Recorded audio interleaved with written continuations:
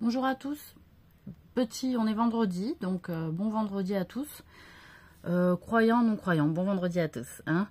Mais conseil du vendredi, alors voilà, je voulais revenir sur cette vidéo que j'ai faite rapidement hier pour dire, voilà, bon, je dénonce la sorcellerie et puis par derrière je fais la sorcellerie. Alors, c'est dans le cas de figure, hein, là je pointe vraiment du doigt cette manière de penser. En fait, c'est parce qu'on ne peut pas vraiment se faire confiance, parce que ça voudrait dire qu'on me traite de menteuse. D'accord? Ça veut dire que je vous donne un conseil de ne pas faire un truc, de ne pas faire de la sorcellerie, et puis moi, par derrière, j'en fais. Comme ça, je domine un peu tout le monde, parce que c'est trop fort, la sorcellerie, ça fait des trucs de fou. Imaginons. Donc, je vous ai expliqué que effectivement, ça voudrait dire que je vous mens, hein, comme ça, voilà. Et qu'en plus, je ne crois pas à ce que je défends comme opinion. Je ne représente pas en pratique ce que je défends comme opinion. D'où la dénonciation à moult reprises dans les textes religieux de l'hypocrisie de ceux qui se déclarent croyants. C'est-à-dire, je me déclare croyant devant les uns et les autres, parce que socialement, il y a du résultat. Hein, il y a du résultat dans les affaires, il y a du résultat social, on n'est pas seul, etc. On n'est pas rejeté. Et en retour, on a des bénéfices, on trouve de l'intérêt, d'accord? Mais on est hypocrite parce que derrière, en fait, en réalité, on ne pratique pas. On s'en fiche un peu des textes religieux, on lit pas. Notre référentiel de valeurs, c'est pas les principes religieux, c'est autre chose, d'autres valeurs, d'autres référentiels. Ce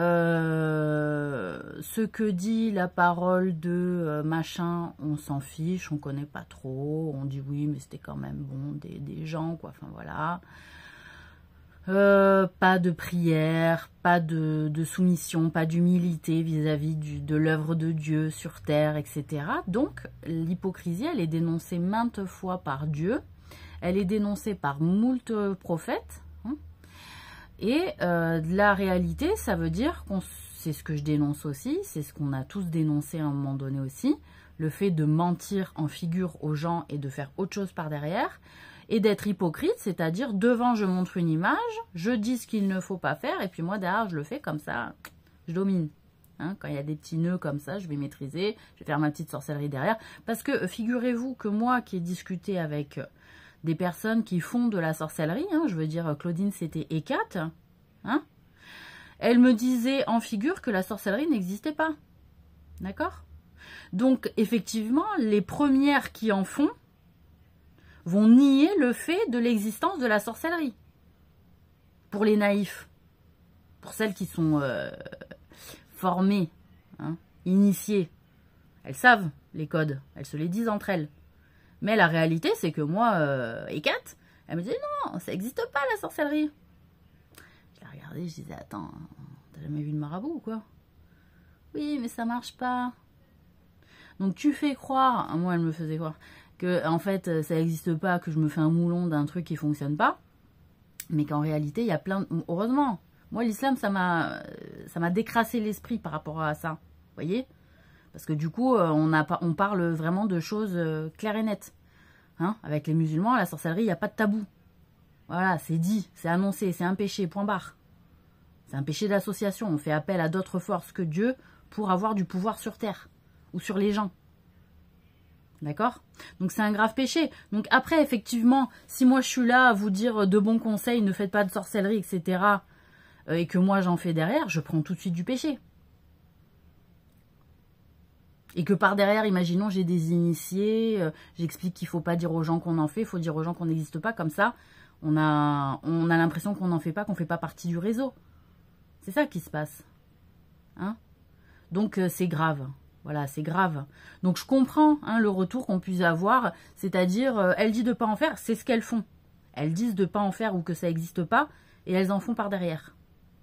Pour pas donner l'alerte, hein, pour pas éveiller les soupçons sur ce qu'elles peuvent faire par derrière.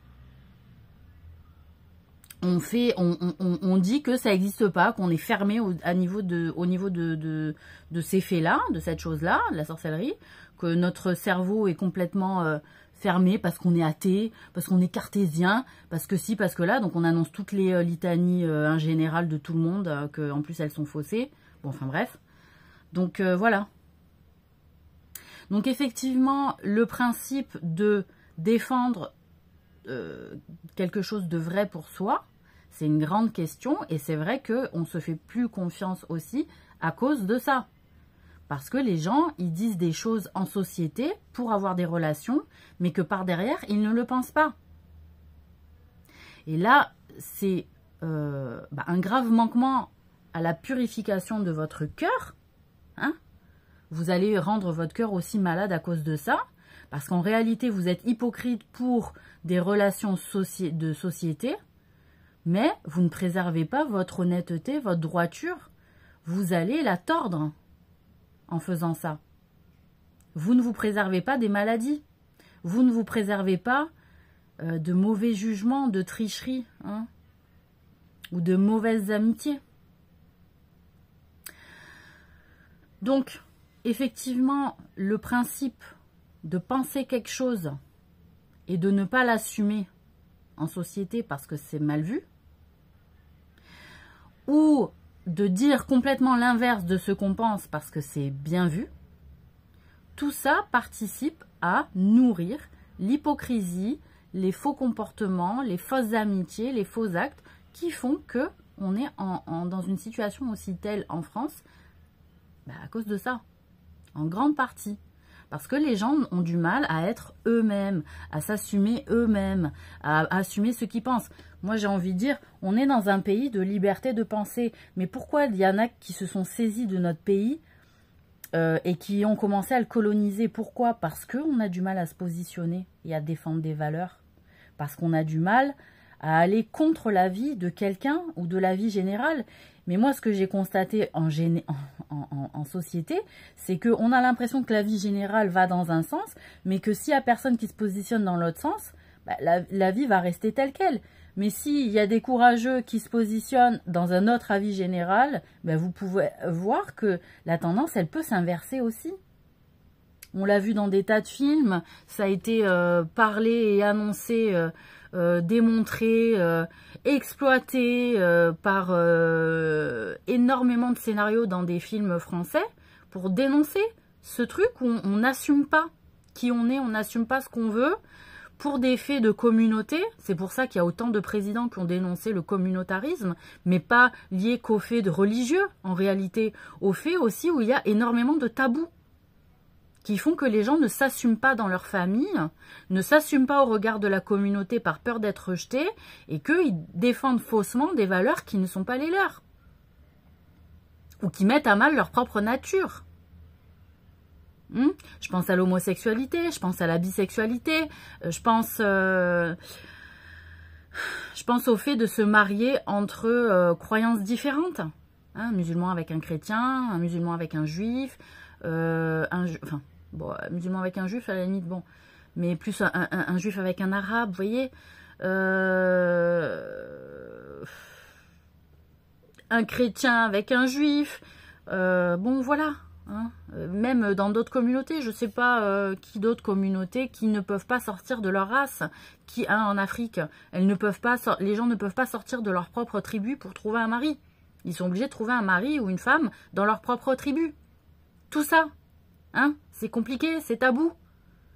Et alors, c'est pour ça aussi qu'on se retrouve avec plein de présidents qui ont défendu le principe de multiculturalisme à cause de l'interdiction des mariages entre gens de différentes couleurs, entre gens de différentes nationalités, entre gens de différentes tribus, voilà. Tout ça fait partie de l'ordre de Dieu, le multiculturalisme et la perte des tabous. Hein.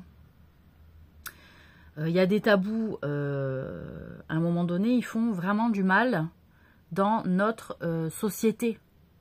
Ça fait vraiment du mal à notre société. et ça augmente le nombre de jugements, de mal-être, le nombre de violences. Hein. Il y a des personnes aussi qui font appel à de la violence pour survivre dans leur couple, pour être excitées sexuellement, parlons-en, hein, parce qu'il n'y a pas d'excitation envers le sexe hétéro de leur mari ou de leur femme. Hein. Donc tout ça, ça participe au malheur en fait de notre société. Voilà le malheur, hein, on peut en parler. Donc moi ce que je vous indique, c'est d'être vous-même, hein, et de penser ce que vous êtes. Moi il y a un truc que vous m'enlèverez pas, peu importe les ragots qui peuvent se raconter sur moi, c'est que je sais qui je suis, et je connais mes principes, je connais mes valeurs, et que je les pratique. C'est-à-dire dans la vie, au début j'étais un peu paumée, hein, et puis j'ai choisi des principes et des valeurs qui me convenaient, qui me ressemblaient, qui me nourrissaient. Hein, qui me nourrissaient, c'est la nourriture spirituelle, hein, les principes, les valeurs pour lesquelles on se bat. Je les ai choisis, je les ai définis aussi, hein, je les ai élevés dans mon esprit. Et maintenant, je suis fière de les porter et de les défendre. Donc, je crois à ce que je dis, je mets en pratique ce que je pense, ce que j'ai envie de défendre comme principe en termes de valeurs pour montrer un certain exemple de la vie en société. Pour montrer un certain exemple de ce que j'attends de la vie en société de manière collective et individuelle de ma propre personne. C'est comme ça que je me sens satisfaite de moi-même et que je ne suis pas en souffrance. Je suis en paix avec moi à ce niveau-là. J'ai pas de division à l'intérieur de moi qui me font être pas bien parce que j'ai l'impression que je cours après des objectifs qui ne sont pas les miens, parce que j'ai l'impression de perdre du temps, parce que ma vie, c'est pas ma vie. On a toujours cette sensation que peu importe l'objectif qu'on a, qu'on pratique, on a l'impression d'être toujours un peu à côté de sa vie. Mais parce qu'il y a toujours ce 50% on a 50% de notre propre vie, puis il y a 50% qui est guidé aussi par Dieu. Hein. Nous, c'est ce qu'on dit chez les musulmans. Donc, s'il y a une part qui ne nous appartient pas, et une part qui nous appartient, donc 50-50, la part qui ne nous appartient pas nous fera toujours ressentir l'effet, hein, qu'on n'est pas complètement dans ce qu'on avait prévu, où on a l'impression que ça ne nous appartient pas complètement, qu'on n'a pas l'impression de vivre complètement notre propre vie. Tout ça, ça nous met en souffrance. Mais si, moi je vous dis, depuis que j'ai mis Dieu dans l'équation, ça va bien mieux dans ma peau. Si on sort continuellement Dieu de l'équation, eh ben je vous dis, on va le combler, le nombre manquant dans l'équation, on va le combler par d'autres trucs. Et parfois, ça peut être d'autres trucs bizarres. Ça peut être la sorcellerie, ça peut être les orgies, ça peut être le boulot, ça peut être la famille, sauf que la famille, ça fait partie de l'équation, donc il faut pas on peut pas le mettre au même endroit, vous voyez. Donc, c'est comme ça. Donc moi, j'aimerais bien aussi que les personnes, elles essaient de faire rentrer Dieu dans leur équation de système de théorisation de leur vie pour voir ce que ça peut donner, si ça va pas leur ramener de la paix dans le cœur, si ça va pas leur ramener un peu d'apaisement, une régulation au niveau des émotions, une constance en termes de comportement, et une cohérence aussi dans le choix de vie, dans le comportement, etc. Essayez d'y penser pour voir ce que ça fait comme effet en vous. Voilà. Les premiers croyants, ça s'est fait aussi comme ça. Hein. On a laissé entrer Dieu en nous pour voir quel sentiment ça faisait. Donc ceux qui bloquent toujours le côté en disant « ouais, ça serait trop facile de faire rentrer quelque chose d'extérieur », non, la réponse, il faut qu'elle vienne de moi. Hein, parce que les gens, ils se disent ça. Il faut que la réponse, elle vienne de moi. Hein, voilà. C'est comme les gens qui arrêtent jamais de fumer, qui fument 4 paquets par jour et ils disent voilà, la réponse elle viendra de moi quand j'arrêterai. Bon, et ils vont jusqu'au cancer des poumons et c'est un lent suicide en réalité.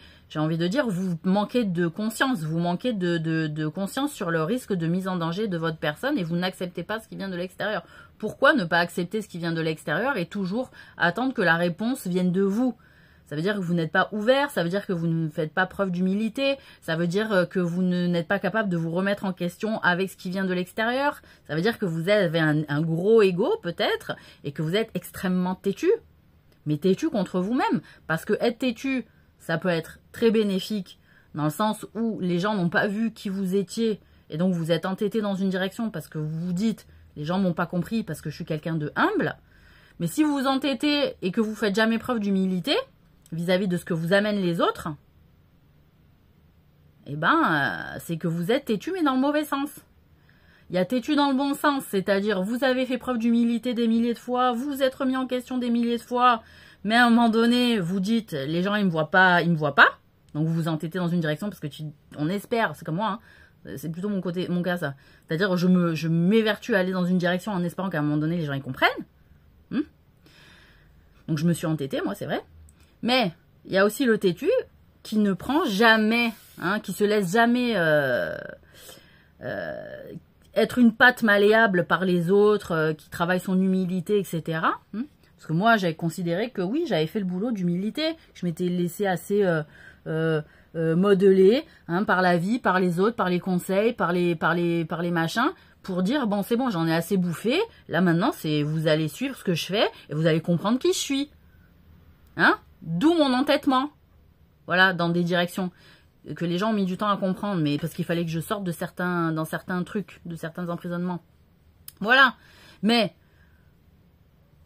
l'entêté pas correct, c'est celui qui ne se laisse jamais modeler par les autres, hein, qui ne s'ouvre jamais, hein, voilà, et qui ne se laisse pas transformer, voilà, hein, qui pense toujours avoir absolument raison, c'est-à-dire toujours à 100%, tout le temps. Donc non, là ça va pas, vous voyez. Donc là, c'est un problème d'ego un peu malade, un manque de reconnaissance, etc. Donc, sauf qu'on reconnaît plein de fois leur bon travail, mais qu'à des moments, c'est pas à 100% toujours le cas. Donc, il faut savoir se remettre en question aussi. Donc, voilà, moi j'invite les gens à faire rentrer Dieu dans leur équation de système de pensée, pour voir ce que ça procure comme sensation, comme sentiment, comme repos, pourquoi pas, de l'esprit aussi. Et voilà. Mais on en parlera aussi dans une autre vidéo, le fait de comment laisser entrer Dieu dans sa vie aussi. Mais c'est une intuition, hein, qu'on laisse vivre à l'intérieur de nous.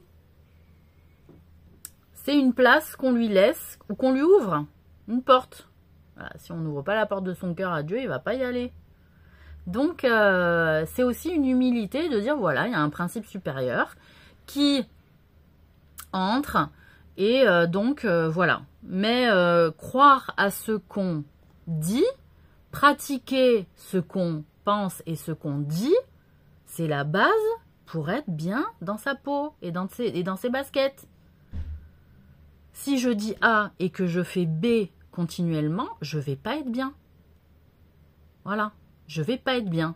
Et en plus, je vais pas passer pour quelqu'un de fiable aux yeux des autres, et je vais devoir raconter des mythos interminables parce qu'en réalité, les gens ils se rendent compte que c'est pas carré.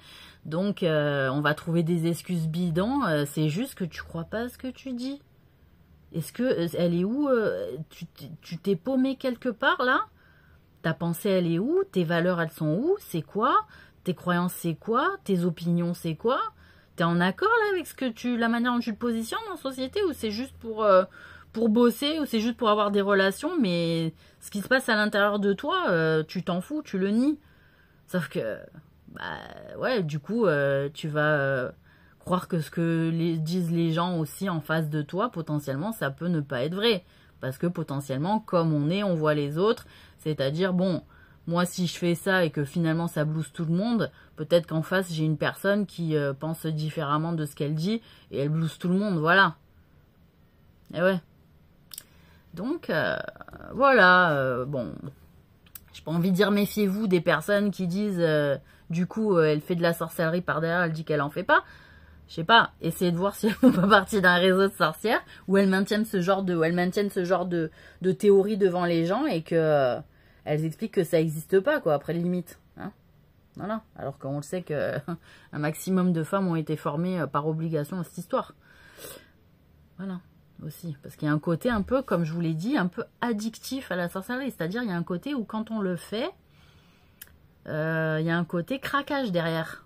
Il y a un côté addiction un peu, c'est-à-dire, putain, ça a fonctionné trop bien. Hein, Voilà, ça rentre dans le délire comme ça. Voilà. Donc, pratiquez, soyez en accord avec vous-même et pratiquez les accords que vous avez passés avec vous-même. Vous avec vous-même. Voilà, pratiquez-les et dites-les, défendez-les de manière mature et responsable devant les gens. Voilà, et positionnez-vous. Voilà. Ça fera du bien à tout le monde. Hein. Parce qu'on va se rendre compte que plein de gens pensent différemment et que, ouais, la France, c'est un pays de liberté de penser, hein, et que ça fait du bien. Voilà, aussi, de pouvoir penser librement et de pas toujours se cacher derrière le groupe qui pense des trucs pour bien passer en société, hein, et pour avoir du boulot et je sais pas quoi. Ça vous rend malade, hein. Ça vous rend malade, hein, moi je vous le dis. Hein. Voilà. Bon allez, bon vendredi à tous.